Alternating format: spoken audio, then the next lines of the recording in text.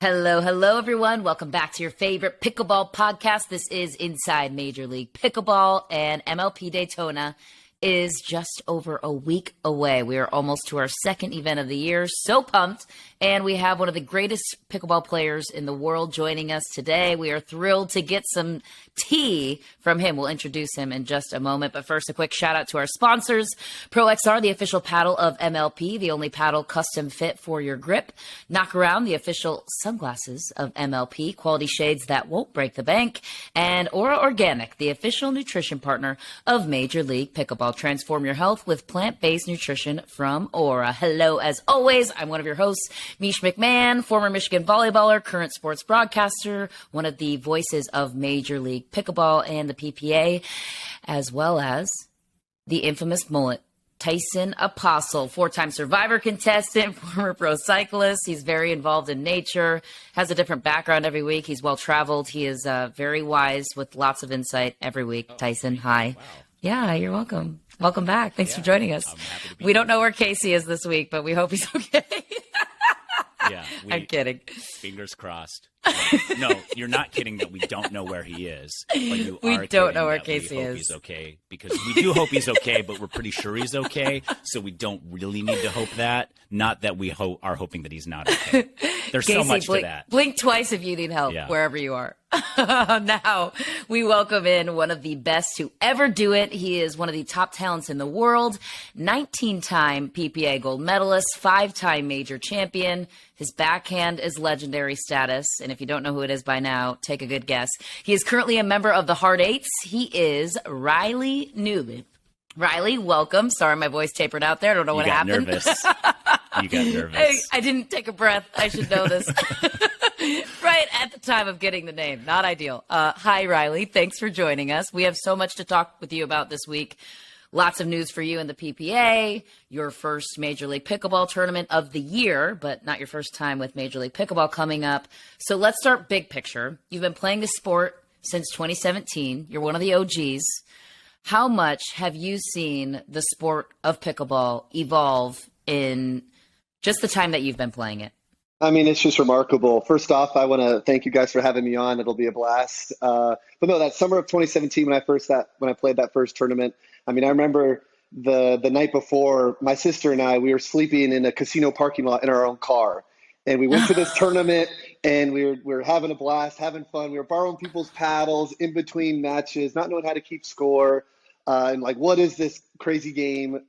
Sure enough, we won that pro tournament that weekend and got sponsored that first weekend. And I really haven't looked back since. The people we've met have just been tremendous. The PPA Tour has done a tremendous job of making this a real professional sport. And now with Major League Pickleball coming in, I'm just so excited. And I just got to keep staying close to the top, because I know there's so many good younger tennis players and coming in that I just got to stay relevant. I wanted to touch on that a little bit. I was going to save that for a little bit down the road, but you brought it up. First of all, like, you couldn't have envisioned.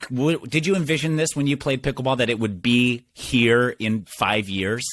I mean, I was a part-time basketball referee, Uber driver. I was doing like random security. No way. Like I didn't know what to do, but now like this is legit. Like this is I've been stopped at airports, like gas stations, grocery stores. Like, hey, are you Riley Newman? And so it's getting pretty legit now. It's awesome. Wait, you're serious? This is your actual background? That's not. No, that's what? Yeah. That's wild. That's real. I think Riley, I met Riley. So I moved to Arizona. I fell in love with pickleball, and I didn't know very much about it. Like, I Googled the rules, figured it out on my own with my 70-year-old neighbor. And then at a certain point I was like, I should learn to play better, and just Googling and figuring stuff out. So I did a little research, and I found Riley and Lindsay, and somebody else had been like, hey, we take lessons from Riley and Lindsay, some of the top pros. And at that point, like, I didn't even know pro pickleball existed till someone recommended Riley and Lindsay. So then I Googled them. I watched some highlights on YouTube. I was like, I'm going to get in touch with them. And they came to my HOA courts and taught me a lesson. And the very first pro pickleball players I ever met, the very first coach I ever had in pickleball were Riley and Lindsay. And and I remember, like, even at that time, I think you were still reffing some basketball, like in 2020. Yeah. So the goal for me was 2019. to be an NBA referee. I mean, that was the goal for me. And I was reffing college basketball at the time.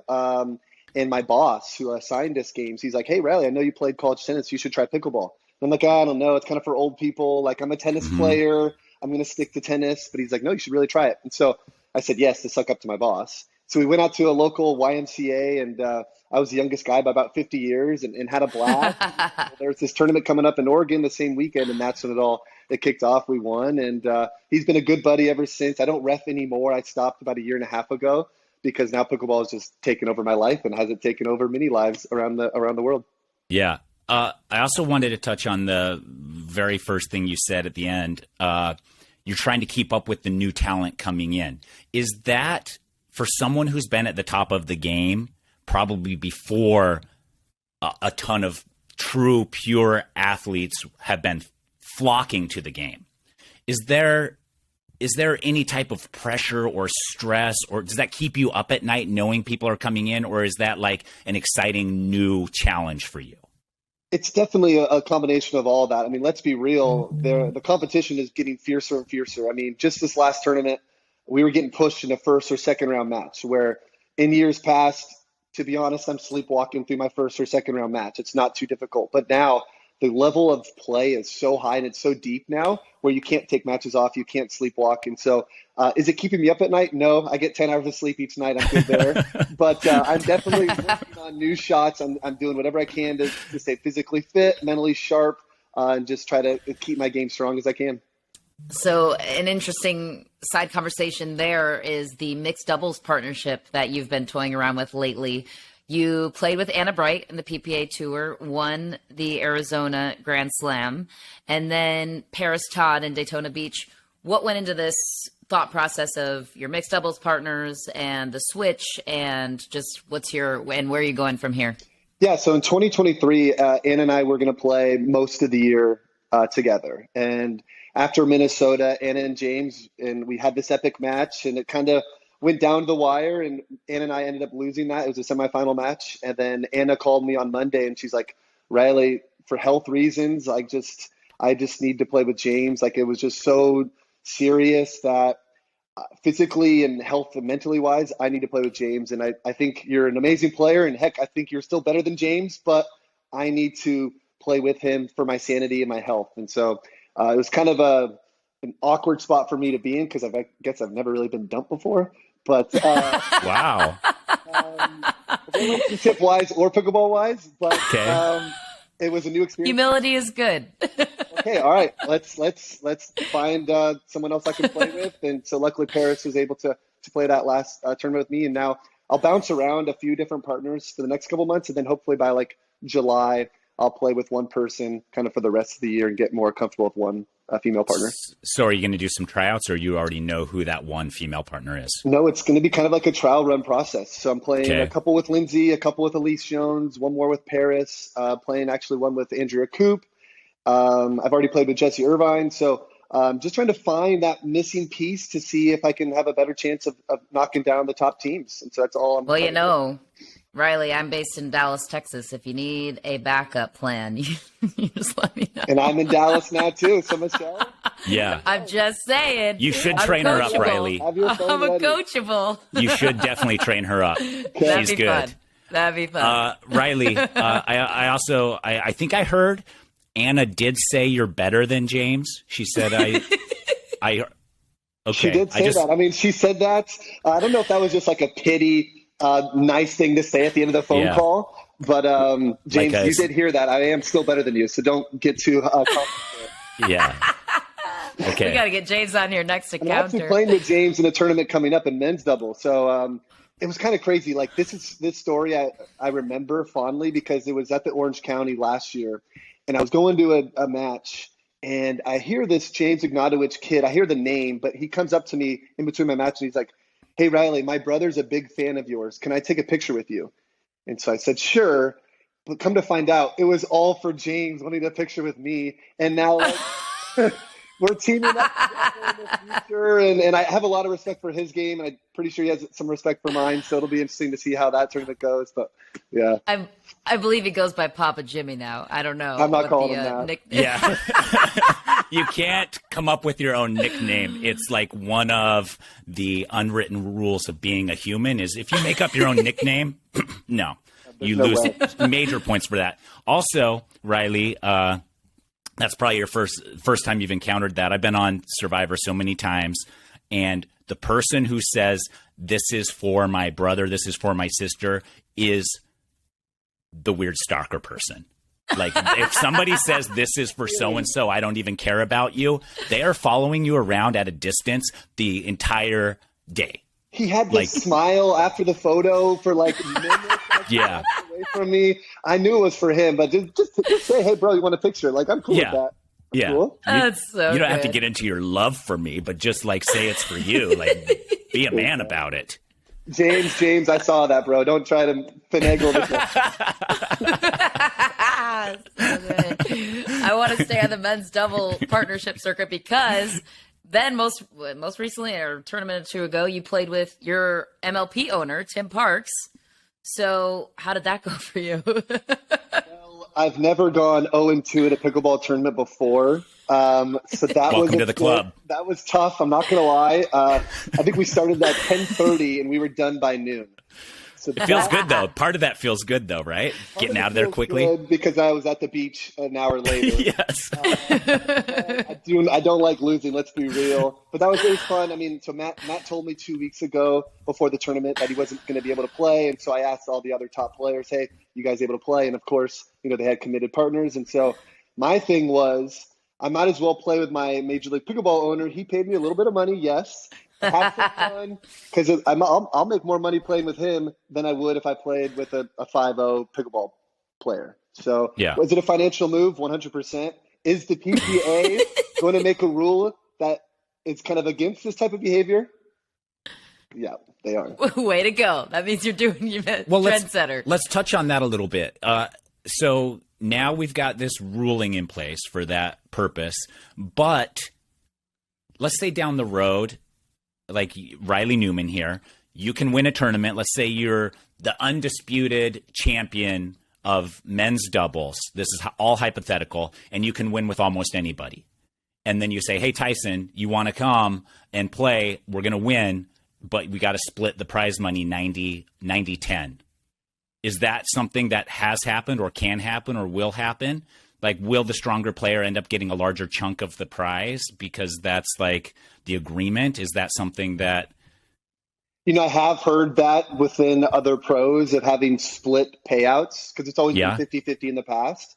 Yeah. I don't think I would ever do that with my type of partnership if I went into a tournament splitting it unevenly. Right. But I know it has happened before in the past. I just know the PPA, they were sending us to the furthest back courts you could ever imagine. I feel like that the courts we played on were in a parking lot. That's how far we were away from everything. No cameras. Yeah. Surprisingly enough, we were still the number 2 seed with a guy, my partner, who's maybe played 10, 15 times in his life. So they're going to make changes on seeding. They're going to make changes on, you got to have a certain level of like your play style to be able to play pro. So lots of things happening and changing. I'm here to find loopholes. I just bought this new house, so let's pay it off. So yes. Yes, straight. So you left Phoenix to Dallas. Why? Yeah, I mean, I enjoyed Phoenix. I still have my house there, so I'll visit there often. I'm the middle of 7 siblings, so 6 of my siblings still live in Arizona, so I'll visit them often. One of my sisters actually does live in Dallas here, and so, but it was time for me for a change of scenery, see something else. Central, like travel-wise, it's super nice. Going to Florida 2 hours, West Coast 2 hours. I'm going anywhere direct, and the house is really, really nice compared to what I could get in, say, Scottsdale. So I'm excited. Mm-hmm. So far, so good. Okay. What is it like being a middle child with that many siblings? Well, I was the first guy, so my parents kind of catered to me a little bit. I'm not going to sugarcoat it. The first guy, but I enjoyed it. My sisters, if I went on any kind of date or I went out to a party, they were always staying up, making sure I came home at a decent hour. And then my little brother, who's the youngest, if he went out late at night in high school, no one's checking in on him. He's got free reign, so it's definitely much different. That's awesome. Well, he's That's now always how it one goes. of the top pickleball players in the world now. Not yet, no. Not yet. Is he coming for you? He's starting to play a little bit more. The crazy thing is my brother, he's maybe played like 15 times in his life, maybe 20, and he's already a 5-0 player. Like, he's super talented, super athletic, but he would rather just be at the golf course and just hanging out. Okay. Yeah. Well, let's get into the MLP stuff. You played the very first event ever, and what did you think of that event? Did you think that was the future of pickleball? Or was it just like a fun one-off thing? What were your thoughts there? Yeah, I think it was 2021 in Dripping Springs, and I kind of thought it was like a one-off. I thought maybe they were just doing like a trial run. Hey, let's see if this will kind of work. And I thought it was a blast. Getting mic'd up was actually kind of cool. You could kind of hear the players talk during timeouts. The camera angles were really, really, really solid. The players, of course, the energy was unreal. You guys have heard that before. Yep. I kind of compare it to college tennis and college basketball. I was a former D1 athlete. And so being able to play kind of for your team and helping your team win, that was always really enticing to me. And so, yes, I was unable to play that first tournament this year, but I'm so stoked to get after it in Daytona Beach next weekend. Yeah. That's awesome. So you missed last year. And how did you get FOMO from that? Because I know there was some back and forth contractually with the two different organizations and whether or not it was actually going to happen, and a little confusion. And did you feel FOMO? Did you feel like, or were you just like, that's just the nature of the business? What were your thoughts? Yeah, I think it's mostly the nature of the business. I understood that they weren't able to form like a partnership at that point, so I was okay. Did have a little bit of FOMO, maybe a little bit. There was a few points that would circle around. I was like, oh my gosh, this is insane. I got to get a piece of this. And so now this year, when I'm actually fully locked in with it, I'm pumped. I mean, the one thing about MLP and so different in a lot of other pro sports is the ownership group. So if you've noticed all the top sports, if you look at the Patriots, the Yankees, what do they all have in good common? Their ownership group is really, really solid and really, really together. And they are like all in for their franchise. And so what I'm already seeing with the Hard Eights is Tim and Rick, they are all in and they only care about winning. They know all the players, they know the stats, they know right-handed, left-handed. And so as a player, if I see my owner get this invested into what they're passionate about, which is their team, I'm ready to run through a brick wall for them. Like, I've got to hang out with Tim all weekend, and I'm just ready to go to battle for him, not only just for my partners, but for my ownership group, just because how unbelievable they are so far. So let's go back to the draft then this year, because one of the, I guess, nuances with you, obviously you're one of the best players to get drafted, but the problem was you weren't able to participate in MLP Mesa. So I'm curious, was there any interaction between you and Tim and the ownership group of like, hey, I'm not going to be there for Mesa, but it's still going to be worth it to have me because XYZ? Like, what was your perception of everything that happened, and take it away? Yeah, well, first of all, I definitely wanted to make sure that everyone knew I was going to be unavailable to play Mesa. I felt like, could I have gone dark and rogue and not told anyone and still maybe got a higher draft pick and then bailed on them? Yes, but I didn't want to do that. I wanted to be upfront and transparent. And so I told him on my social media I wasn't going to be able to play the MLP Mesa. And then Tim, I think he was the one that reached out to me. He said, hey, we have the number 10 pick. If you fall to, I think it's like 6 or 7, we're going to try to trade up and get you. Just because I know you're unable to play that first one, but we want you to play the next 2 events. We see a lot of potential in you. And so if you're available, we're going to make it happen, whatever we can do. And so he tried to get me to cancel my Australia trip. He did. Oh, that'd have been so dirty. He tried everything to get me to cancel Australia, but I got to visit the Australian Open tennis. I taught pickleball clinics. I got to go to the beaches. It was an unbelievable trip. But I did watch a little bit of the Hard Eights play, and they got a good squad, and so I'm ready to join them in Daytona. So, yeah, your partners are now AJ Kohler, Mary Brasha, and your sister, obviously, who you're very familiar with.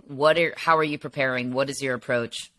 Yeah, I think, luckily I've played with AJ before. We've had some really good success. So we kind of know what AJ and I are going to do in men's doubles. And then with Lindsay, it's a no-brainer. We already know we've done that before, and I'm really excited to play again with her. And so most times I feel like with new partnerships, you might have to get there a week or 2 weeks ahead and start practicing together.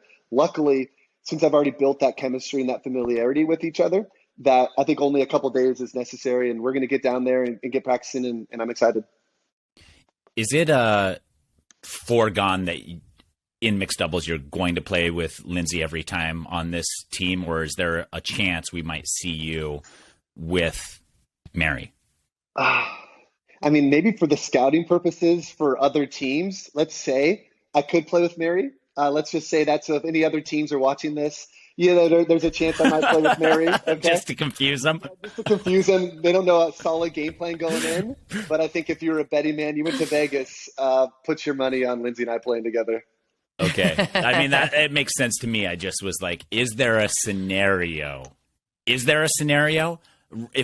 both Mary and Lindsay are healthy and you're healthy, is there a scenario where you and Lindsay would split strategically?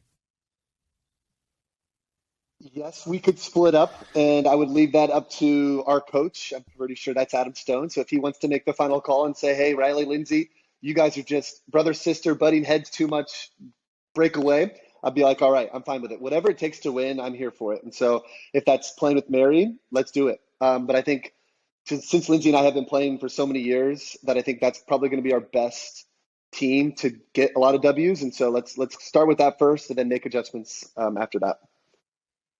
Okay. Or if Michelle wants to play in Dallas anytime soon, just saying, I'll be around the public parks. Yep. I'm not going to be this bougie Dallas player only playing at private courts. I'm going to spread the love. I'll be around. So let's go. Yeah, let's do it. Let's take the Challenger Court at Cole Park. I think that's our best bet. You can take. I'm in. Amazing. I think I could hang maybe if I dedicated my effort to it every day. I mean, I've got an athletic background. Maybe in the Challenger League. One foot on the court, and I'll take care of the rest. Perfect. She could. This is the best partnership ever. You could do it. Michelle could do it. Michelle could keep up if you were going to take 80%. I mean, for these sure. guys have seen me play mix. It's just they got a little sliver of the court. If you get some shots back, it's probably going to work. Here's my problem with mixed, though, because I'm an aggressive player, and that is a blessing and a curse for me. Most of the time it works, and especially up until a certain level. But, obviously, if I'm going to speed it up against a pro guy, that's not going to work. Well, you got Riley there to you speed it up and then get out of the way. What would your advice be to a player like me who only has one speed, and she's the female half of the mixed doubles partnership? Oh, gosh. So I would say nice and easy there. Nice and easy. Okay. You do see that a lot of good, solid women's doubles players is they want to pull the trigger too soon in mixed doubles. And it's like when you have the guy in front of you, you have to be a little bit more careful when you do attack. And you have to be really good about your locations, where you attack them. You have to keep them honest, yes, 100%. But if we're just hitting 2 dinks, 3 dinks, and then going right at the guy, that's going to be a tough recipe for success. But if you can isolate the girl. Which... It sounds like Michelle, you can do that. It sounds like you can do that. So let's have a trial run. Maybe have Tyson bring in a mixed doubles partner, and let's make this happen. I love this. I got to get some training. Yes. Oh wait, she scares me. Maybe a lesser female. Yeah, but Riley scares me. We both have to go in afraid, Michelle. Okay, that could be fun. We should do a little feature or something for MLP for that. Dallas versus Phoenix, Greater Phoenix area. Let's go. Oh, actually, Tyson, why don't you come out to MLP I have to Daytona? travel? Oh, okay. Yeah, because you're the only one missing. Yeah. We're all going to be there. That's true. That would be the perfect place for it. It would be. Tyson, don't flake out. Don't flake, bro. You're really going to take time out of your run to the championship to play with me and Michelle in between games? The Dallas Parks. I just told you I'm going to be going everywhere in Dallas to play. So I know. Let's see one game. Tyson's the one that big times people. He's like, I'm sorry, I can't play on these public courts. Listen, time is precious. Who are you, Time is precious. No, I play on public courts. Kidding. I go play at I'm Legacy is where I mostly play now. I know, you're the best. I'm just yanking your chain. But yeah, we'll make it happen. We'll make it happen sometime. I think it'd be worth it. I'm curious to know your perspective, Riley, on how much you kind of touched on it with missing last year and seeing how much it's grown, but what makes you the most excited to be a part of MLP this season and from where it's going from here with the influx of competition, with the team ownership? how have you seen it evolve, and what makes you the most I excited? think from a player standpoint, you can't disregard the fact that we're playing for some pretty good amount of money here. I mean, we're all professionals at the end of the day, so we're going to look at that first. And MLP has done an amazing job of getting sponsors where they're on board, and now that's lived up to now having bigger purses for the pros. And so if you have that, that's number one to get everyone hyped. So you have that. Now you have this team aspect. I've seen the fans, like they're bringing cowbells. They're like bringing different type of musical instruments to make noise. My mom is actually going to be at Daytona Beach, and she gets after it. So we're going to have to give her a musical instrument to make even more noise and get crazier. And I know our ownership group gets loud. And so if you're playing in that type of arena and that type of environment, it only brings out the best competition when it's just that lit. Okay. I got an idea here for your mom. Go to like a music store in Daytona and rent a tuba. It can't be that expensive. And just have her in the audience. You know how often she'll be on the live stream if she has a tuba in the audience? It's like, We had a tuba and like a poster board of like Newman's are number one. I mean, they would not be able to leave her off the camera. That's what I'm saying. Memes of pickleball would have a field day. She needs to do it. We're clipping this conversation. I'm clipping it. I'm sending it to my mom. You guys are going to be very amused by what's going to be happening in Daytona. We're going to do something special. Perfect. Oh my God. What's been your mom's reaction to all this? Because you were on a complete opposite trajectory, and then you take on pickleball, Wait, become a pro. I can tell you what his mom's reaction was. What? Thank God my son has a future. That's pretty much it. She's like, all right, sick of the Uber driver. As much as I love Uber drivers, she's like, I don't know if that's sustainable. Find something that I'm good at and stick to it. Even my dad. So my dad is like, when we were playing our first few pickleball tournaments, he's like, what is this for? You know, I don't know if this is actually legit. And he helped me move into my new house. And he's like, holy cow, you got this from playing pickleball. I'm like, let's go, Dad. Like, yeah. You're like, Mom, Dad. You're like, I'm giving up my Uber career to take on professional pickleball. They're like, what? No, don't do that, son. Be stable. They're like, what is that? Yeah. Wait. Serious follow-up question. What was your Uber driver review? Rating. How many It stars? was 5 stars. Yeah, it was easy. I had the snacks. I had the water. You're not lying. The water, the wireless charger for your phones. If I saw someone coming in, they didn't want to talk. I didn't talk to them. I think sometimes Uber drivers get after it and they talk way too much. You got to be able to read the room. And so even in pickleball, if I read the room in an MLP environment and it's loud, okay, I'm going to be loud too. If it's kind of quiet and subdued, okay, let's be a little bit chill. But I'm excited for MLP just because I'm more of a type of player that feeds off of the crowd. I'm sure you guys have seen that sometimes I'll bark at the crowd. I'll try to wave my hands and arms up just to get them going. And so I think you're going to see a lot of that come Daytona Beach. That's awesome. I wonder if your former passengers are going to be like, hang on a second, that guy was my Uber driver. Probably not. I don't think so. I don't think it's too far in the past. Nobody's like, I got to remember this face right now. I've never done that with any of my Uber drivers. Just looked them in the face and been like, memorize this face. No, they don't. You don't take them too seriously, do you? I take him seriously enough as a human being, but I'm never like, memorize their face. This guy's it's a face I need to remember. Maybe somebody does. I do. If I have a good conversation, I remember. Yeah. I mean, maybe not like 5 years ago, though. Or like, well, we're past that. Maybe not like 10 years ago. Yeah. So there you go. So you guys are, listen, I'm not a bad person. I'm just saying. What's your rating, Tyson? Mine is. I bet you've got like 3 stars. No, mine is 494. Oh, what'd you get the deduction for? I don't know. I don't know. Seems a little high. I don't know. Oh, okay, I'm pulling it up right now. You guys, for We're putting it real. on the spot. You obviously didn't bring snacks for your Tyson, drivers. I'm going to be really upset. It better be 4.94 because you went down to the decimal. Yeah. It's not What is it? Let's see. It's not. You recently got a ding. 493. Oh. Okay, close enough. Wow. Close enough. I think I might have gotten one. I must have gotten a ding recently. I wish it would tell you I know. who What did the it so complaint then I was. could, harbor resentment and find that person. And then you'd remember your Uber driver's face because they deducted you. I always remember their names, like for the conversation. Whatever. Maybe here's what we're going to do. Riley's going to drive me around next time he's in town, I'm going to be in the back seat, and then he's going to tell me what I'm doing wrong so that I can improve my Uber score. Okay, yeah, that doesn't sound very amusing to me. That sounds really fun. I like this idea. I think we have a feature idea on our hands. Some people could just go along with that idea, Tyson. You're sounding like the James. You're saying no to Riley Newman, but I don't know. I don't think I think it'd be fun. Okay, so new idea. I'll just film myself taking an Uber ride, and then I'll send you the footage, Riley, which you can review in your off time. Play. And then let me know what I'm doing wrong. Deal.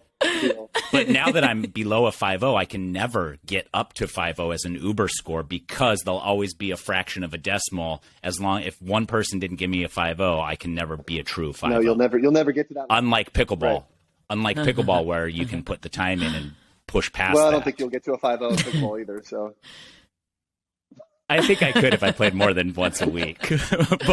but Michelle, don't worry. I'll never throw shade at you. Michelle, I'm only throwing shade at Tyson, okay? Hey, I can take it. I dish it out. Okay. I'll take it. he knows I can take it.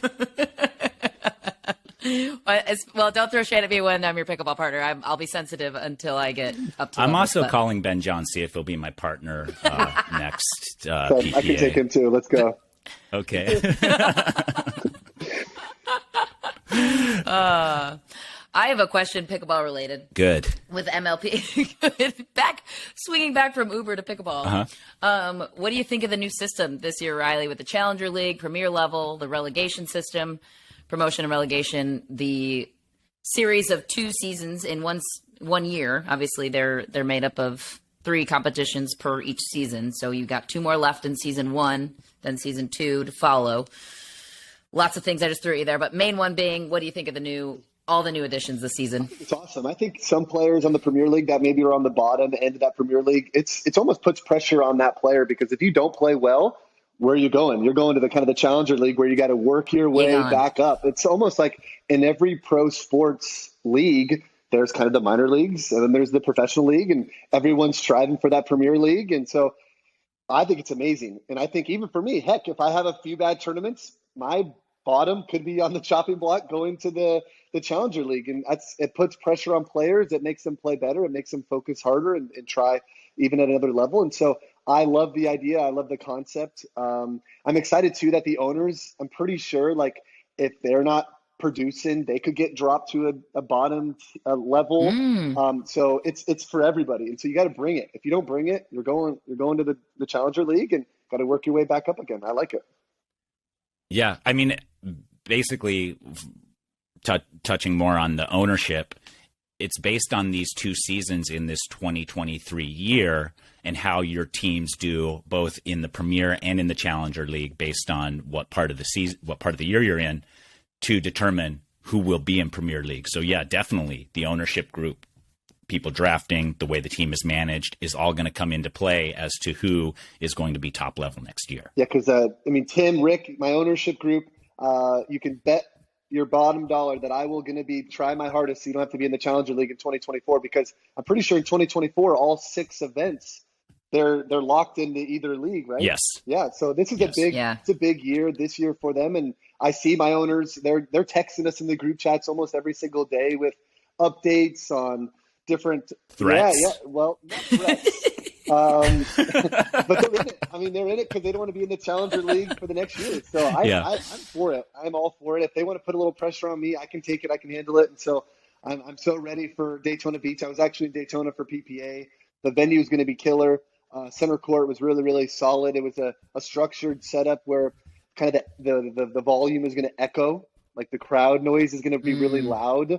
And even the surrounding courts kind of around center court, it's going to be hype. It's going to be really fun. And I don't think anybody at home, if you're, watching, you're going to want to be tuning in because it's going to be that fun. That's right. What can these ownership groups do? Because you talked about them texting and stuff. Like, what, in your opinion, is the most important role for an ownership group to make sure their team is performing? Well, I think our ownership group is doing that. They're giving us, a place to stay in a house. It's really, really nice. It's been talked about that we'll have like a masseuse in the house where we're going to be able to get massages, get stretched out, even like a chef is going to be making us some food.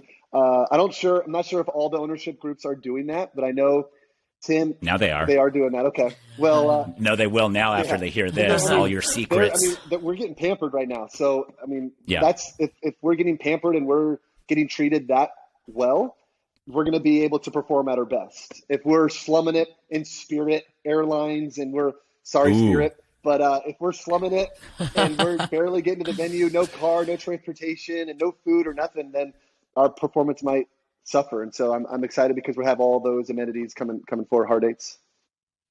Yeah. And then players are going to start battling to be on the teams that are doing that. I feel like, especially if you're not doing that, I would imagine that wouldn't sit well with players. It has been talked about if we do well in this Daytona Beach, there could be a private plane waiting for us in Miami that night. What? Maybe. So there's a lot on the line. They're giving us incentives. I'm gonna try to ball out and see what happens. I love that. Speaking of new top talent on the circuit, this is kind of I guess, side conversation again, but how about Colin Schick? New guy on the tour. Did you get a chance to see him in Daytona? And what did you see from this guy? This new guy, for those that don't know, he just showed up onto the scene. Apparently he plays tennis at NC State. He's a medical student, and he beat Ben Johns. In a game. He played, he won the collegiate title or something in pickleball. So he has some. But he beat Frazier. He beat some good guys. Yeah. So are we going to see more of this type of thing? This is what I was saying to start the podcast. Yeah. It's like these guys are coming in out of the woodworks. I've never even heard of the guy's name. Right. And now he's on Championship Sunday. I got to the venue like Thursday evening at like 6 p.m. And I go to center court and I see a guy on there playing Dylan Frazier. And I go to watch it and I'm just thinking like, who the heck is this guy? He went through the qualifiers. So he won like 3 or 4 matches in the qualifiers. Then he's in a semifinal. And I was just impressed. And after the match, I go over, I give him a fist bump, and I said, "Dude, I don't know who you are, but you played so well. You earned it. Good luck on Sunday." And so they're going to be coming. Awesome. Obviously, I think singles is a little bit easier to transition into it. More passing shots, more of the tennis-esque. But you could even see he has the feel and the touch for some of the dinking shots too. So sooner or later, I'll be playing against Colin. Definitely not hopefully in the singles court because I don't want a piece of him in singles. But in doubles, I'm sure he's coming there too. Well, let's ask about that. MLP, it is important to play singles. Are you as proficient as the top singles players? You just choose not to play singles? Or could you work on your like, what is the gameplay for you here? What is your strategy? Do you focus on that more, knowing that it could be a factor? So now I'm practicing more of it in my practice sessions at home. I'm playing a little bit more singles, but the reason why I don't play it in tournaments is the prize money is significantly less than in doubles. You're breaking your body. It's really, really tough, and then you're tired for the rest of the weekend. And for mixed doubles and men's doubles, the 2 premier events, I want to be fresh for those events. And so I want to be able to play at my best. And if I'm playing singles going all day, I just don't feel like I can play my best. And I have a little bit of a knee issue at times. So sometimes it re-aggravates an old basketball injury. And so I just stick to doubles. I enjoy that much more. I think I can have a longer career if I just stick to doubles. If I'm, grinding so hard on the singles court, that might hamper my window on pickleball. And so, I have played singles. I've done it in the past. And Tuesday night pickleball, I played singles against AJ actually in our little Dream Breaker. And so I know how to play singles. Do I enjoy it? Not really. But I'll if it's coming down to the Dream Breaker and we need a few points, I'll be ready. You better believe it. Okay. We're going to run here, but last question. It's okay. Same thing happened to me. I'm okay. Don't worry about me.